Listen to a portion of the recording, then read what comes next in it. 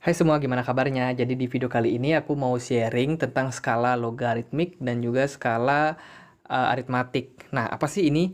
Nah, buat teman-teman yang mungkin baru belajar analisa teknikal atau kalian baru menggunakan aplikasi TradingView, di aplikasi TradingView ini ada dua tampilan chart secara umum. Ada yang pakai logaritmik, ada juga yang pakai aritmatik.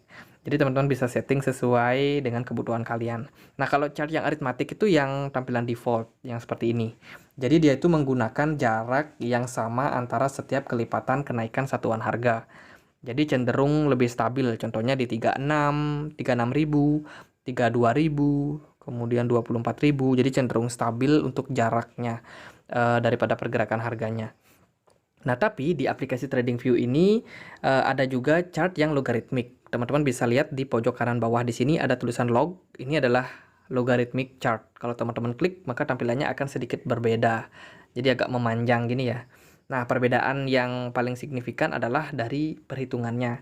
Kalau teman-teman pakai yang aritmatik yang seperti ini, dia itu menggunakan jarak antara kelipatan satuan harga. Kalau pakai yang logaritmik, dia itu menggunakan persentase. Jadi perbedaannya itu di sana. Jadi pengukuran dari logaritmik sendiri itu menggunakan persentase kenaikan dan juga penurunan. Makanya untuk tampilan chartnya cenderung berbeda. Nah, sebenarnya apakah keduanya ini sama atau berbeda? Tentu saja secara fungsi, secara umum itu sama-sama bisa digunakan untuk melakukan analisa teknikal. Tapi secara kekhususan itu berbeda nih. Misalkan teman-teman menggunakan atau melakukan analisa di time frame yang kecil. Contohnya di time frame 4 jam atau 1 jam atau yang lebih kecil, itu akan lebih maksimal kalau pakai yang aritmatik atau yang linear, yang biasa tadi. Tapi kalau teman-teman melakukan analisa di time frame 1 hari atau lebih besar, contohnya 1 minggu, 1 bulan, itu lebih baik menggunakan yang logarithmic chart, teman-teman. Kenapa? Karena ya itu memang fungsi daripada dua chart ini. Jadi punya spesialisasinya masing-masing.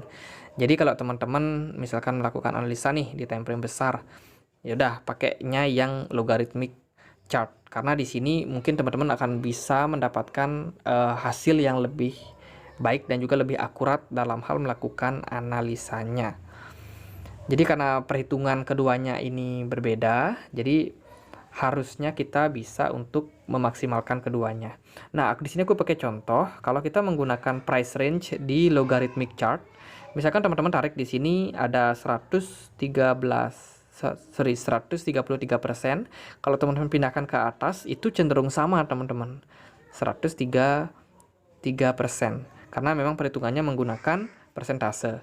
Beda hal kalau teman-teman ganti dia ke aritmatik lagi. Nah, di sini kan kita pakai yang aritmatik sekarang. Kalau teman-teman pindahkan ini ke bawah, dia itu persentasenya cenderung lebih besar, seribuan, 1162.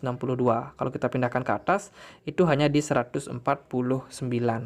Nah, di sini jelas sekali perbedaan antara keduanya.